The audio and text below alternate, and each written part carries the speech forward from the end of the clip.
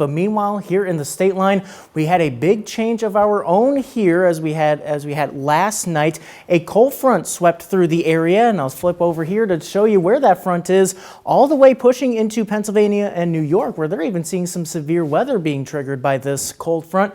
But meanwhile, here at home, we have high pressure starting to take over. Still a little bit breezy, that interaction between the high and low pressure, but otherwise staying sunny and dry, and that's going to be the theme once again for the week ahead here in the state line. That breeze still a little high, upwards of 30 miles per hour at times here this afternoon. Those winds will be dying down this evening though, as that low pressure moves out and high pressure begins to take over. So over the rest of this evening, that breeze again calming down. Temperatures will be falling pretty quickly tonight, down to about 50 by midnight with those clear skies and the calming winds too. That just makes it the recipe for quickly falling temperatures. We'll get down to the upper 30s, and if we do make it below 40, that'll make it our first night in the 30s since April 25th. It's been since springs that we've had our last night in the 30s, and there even could be some very patchy frost across our area. Best chances for any widespread frost do stay into Wisconsin and parts of Minnesota and Michigan,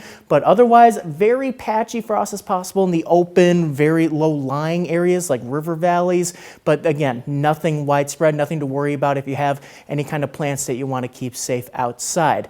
Tomorrow does bring yet another average day in the upper 60s. This is right around average for early October, but we get right back to what has been average over the last few weeks with plenty of sunshine, temperatures steadily warming up through the 70s, and then even getting into the 80s as we head towards the weekend. So the warm weather fans don't have too much bad news. You do have some warm weather on the way, but with all that sunshine, that means we do stay nice and dry. So the outside conditions, perfect if you have any outside plans, but while you are outside, you will probably need to water the lawn or the garden if you're still up to that here at this point in October. But otherwise, just make sure to enjoy the nice and cool weather as we have it this evening and again into tomorrow. Otherwise, temperatures warming up as we head through next week. And in your most accurate 10-day forecast, we may see a little deja vu next weekend. A cold front looks to pass through, bringing another push of fall as we head towards the middle of the month, Sam.